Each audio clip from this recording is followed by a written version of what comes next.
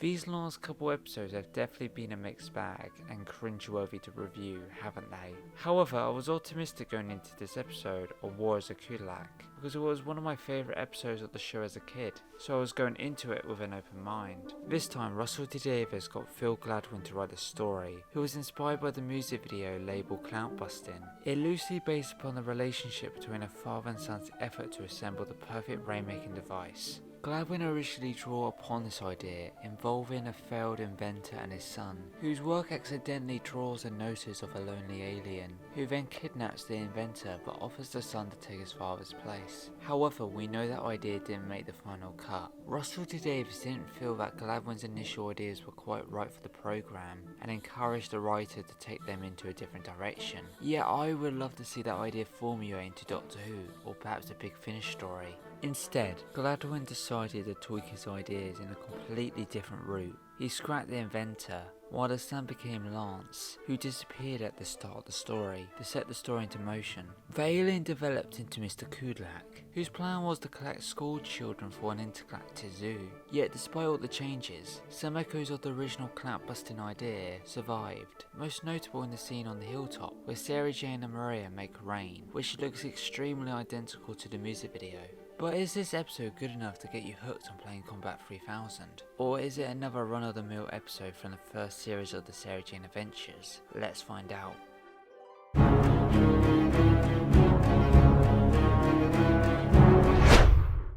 The cold open of the episode is very intriguing and tells you the fundamentals of everything you need to know about the story, comparing it to the previous episode, Eye of the Gorgon, that did the same thing but only in 5 minutes. However, we know the key parts this time, in just 1 minute. That's pretty impressive if you ask me. The first key point establishes the main setting of the story. Invasion of the Bane was at the Bubble Shot factory, Revenge of the Savine was at the school, Eye of the Gorgon was at the Abbey, but for Warriors of Kudlak, we set in the coolest one yet. Laser Tag, Combat 3000. Secondly, it establishes the main villain. Well, that's what we think at first, but we'll get onto that soon enough. Unlike Kudlak's introduction, we only see him from the behind, sitting in a dark, compact room, who spies on Lance on one of the CCTV cameras. The whole atmosphere of his presence makes the scene so foreboding, and it's not just a game that Lance is playing, hence Kudlak pushing a button to automatically teleport Lance somewhere unknown. As well, we hear a mysterious voice, as if it's a phone call of some kind. A lady utters, "Get more children," but reinforces there will be more danger to come. Lastly, we meet the boy Lance, who isn't just to show how much of a threat Kudlak is, or making Combat 3000 eye-catching and mysterious. He actually has a role in the story, without being on screen for the first part of the episode. He's still involved with the plot, because Sarah and the gang gets pulled into the story from his disappearance. It's reminiscent of Eye of the Gorgon, where the gang investigates something that might not even be alien, but still has an interest in helping others.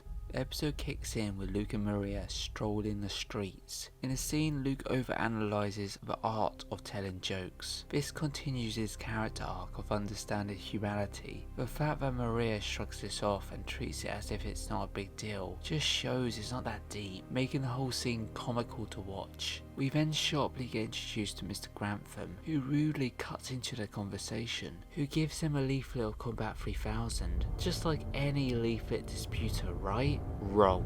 As they leave, we see Mr. Grantham's smile drop. He intensely watches them as if he's up to no good, especially what we know in the cold open. He definitely knows what's going on behind the scenes, rather than other colleagues like... Welcome to the unique gaming experience that is Combat 3000. Zap those drones. Mr. Grantham walks around the room with so much confidence and cockiness, bigging himself up about arranging a birthday party at their business. Yet Kudlak lashes out Mr. Grantham and shouts out the best line of dialogue in the history of cinema. Just bring me children! They say you're a paedophile. You're a paedophile. You're a paedophile, they say.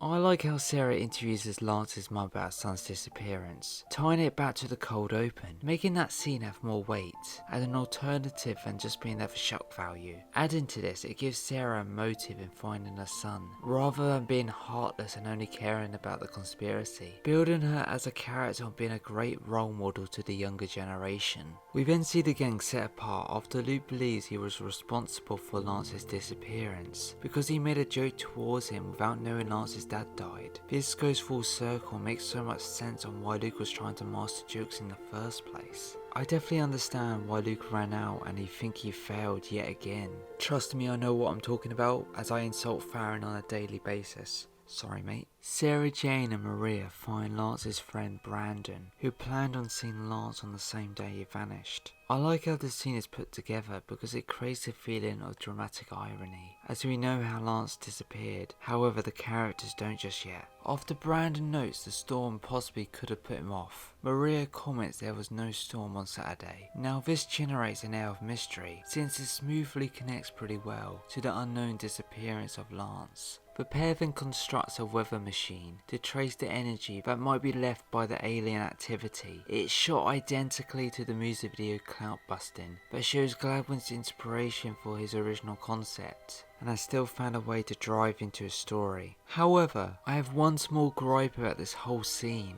It's bizarre that Sarah Jane suddenly knows how to put together a machine, as we haven't seen her or have any interest in building anything tacky prior to this moment. It could be argued that in the timeline that we last saw her in Classic Who to school reunion, she could have discovered a skill, yet it's off screen and not even referenced to this very point. Lazy.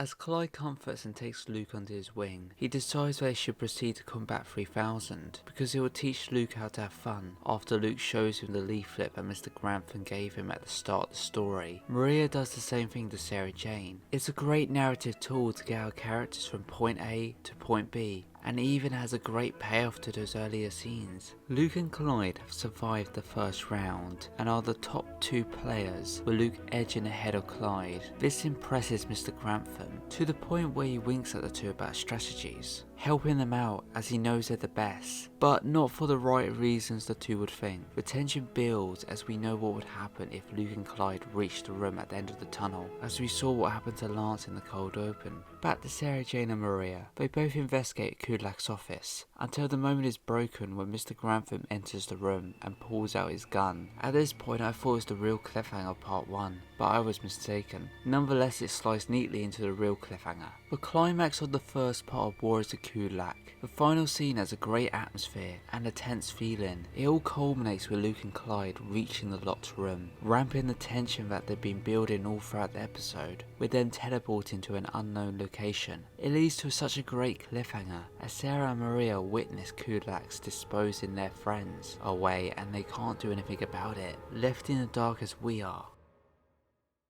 The opening of part 2 pays this off well by injecting itself with a great deal of energy, hooking us with a great chaotic chase scene between Kudlak and the girls. However, I do have one gripe at the scene that ruins the momentum for me. Kudlak halts on chasing them to strangle Mr. Grantham. If he decided to do that later and made his priority in capturing Sarah Jane and Maria, he would have done it with ease. Yet he's like, nah, I'll give you a head start. Bye.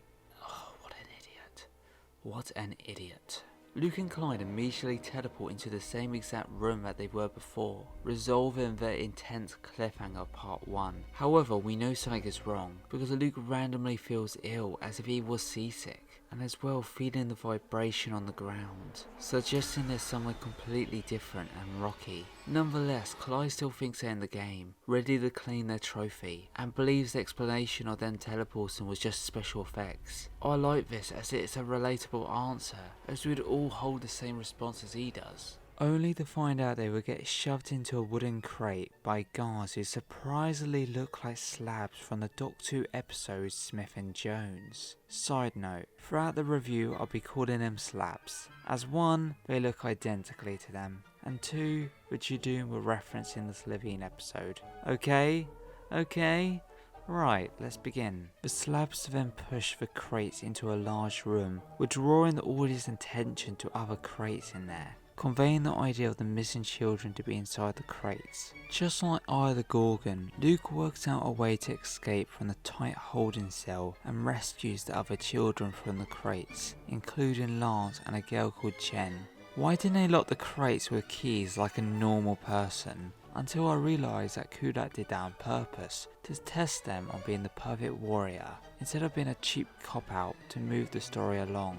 During this scene, Luke really shows his independence and adaptability. He uses Clyde's phone to hack into the computer system on the spaceship, and he finds a map which shows them a shuttlecraft that they can escape in. I like how he's appeared as a quick thinker and easy problem solver in a fast environment, showing how he's getting used to these adventures. It's similar to how he got Clyde and himself out of the room in Eye of the Gorgon. Luke, Clyde and the others find a window and discovers that they are indeed in space, with the camera panning out from the window to reveal the spaceship. Exactly how it's filmed is like the 2017 episode of Doctor Who, Oxygen. I gotta say, the CGI looks fantastic here, and I wouldn't have guessed it was filmed in 2007. It looks absolutely gorgeous.